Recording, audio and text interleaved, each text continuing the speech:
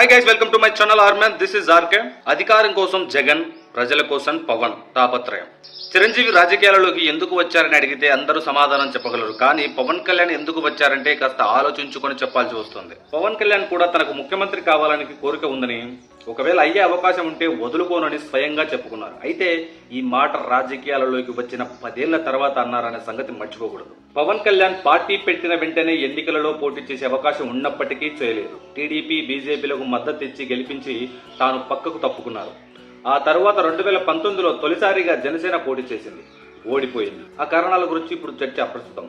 ఈ 10 ఏళ్ల రాజకీయ అనుభవంతో పవన్ కళ్యాణ్ ఈసారి టీడీపీ, బీజేపీలతో కలిసి పోటీ చేసేందుకు సిద్ధపడ్డారు. కానీ ఆంధ్రప్రదేశ్లో ఓటు చీలకూడదని ఒకే ఒక్క సిద్ధాంతం, ఒకే ఒక్క మాట కోసం దురాశకు పోకుండా పొత్తులో భాగంగా జనసేన 100% స్ట్రైక్ రేట్ ఉన్న స్థానాల్లోనే పోటీ చేస్తున్నారు. యాక్చువల్గా అయితే పవన్ కళ్యాణ్ తలుచుకుంటే ఇంకొక 50 సీట్లలో కూడా పోటీ చేయగలడు. ఆయన ఆదేశిస్తే చంద్రబాబు నాయుడు గారికి కూడా ఏం చేయలేరు, ఇవ్వాల్సిందే. అటువంటి చరిత్మ గల లీడరు, అంత క్యాపబిలిటీ ఉన్న పార్టీ జనసేన పార్టీ. జనసేన స్థాపించినప్పటి నుంచి నేటి వరకు సాగిన ఈ ప్రస్థానాన్ని నిశితంగా గమనిస్తే పవన్ కళ్యాణ్ పదవులు, అధికారం, డబ్బు సంపాదన కోసం ఆరాటపడడం లేదని, ఆంధ్రప్రదేశ్ రాష్ట్రం ప్రజల కోసమే రాజకీయాలలో ఉన్నారని స్పష్టంగా అర్థమవుతోంది. ఇందుకోసం పవన్ కళ్యాణ్ అనేక అవమానాలు, అవహేళనలు భరిస్తున్నారు, అనేక త్యాగాలు చేస్తున్నారు. ఆయన పట్టుదలగా ముందుకే సాగుతున్నారు. ఓ మంచి రాజకీయ నాయకుడికి ఉండాల్సిన లక్షణం ఇదే. జగన్లో కూడా ఇటువంటి పట్టుదలే ఉంది కనుక ముఖ్యమంత్రి కాగలిగారు.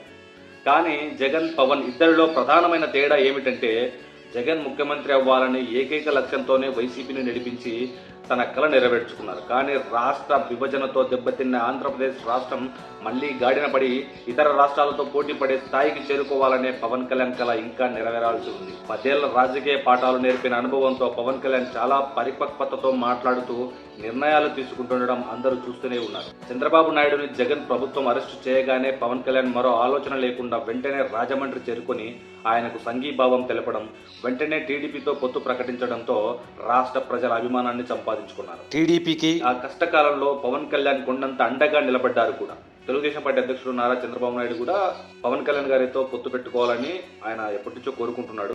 అది కూడా ఒక కారణం. టీడీపీ, జనసేనల పొత్తు విచ్ఛిన్నం చేయడానికి జగన్ అండ్ కో చేసిన ప్రయత్నాలను పవన్ కళ్యాణ్ తిప్పికొట్టడమే కాక బీజేపీతో టీడీపీకి పొత్తు కుదుర్చడంలో కూడా కీలక పాత్ర పోషించారు. ఒక వారధిగా నిలిచారు.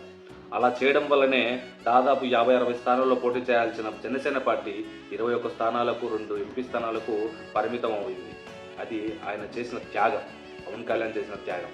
టీడీపీ, బీజేపీలతో పొత్తులో భాగంగా సీట్ల సర్దుబాటులో వెనక్కు తగ్గడం, అందుకు ఎన్ని విమర్శలు, అవహేళనలు ఎదురైనా నిబ్బరంగా మాటకు కట్టుబడి నిలబడి ఉండగలగడం పవన్ కళ్యాణ్ రాజకీయ పరిపక్వతకు నిదర్శనాలుగా భావించవచ్చు. పవన్ కళ్యాణ్లో ఇంత పరిపక్వతతో వ్యవహరిస్తున్నారు కనుకనే ఇప్పుడు ఆయన తరపున, జనసేన అభ్యర్థుల తరపున ఎన్నికల ప్రచారం చేసేందుకు అనేక మంది వస్తున్నారు.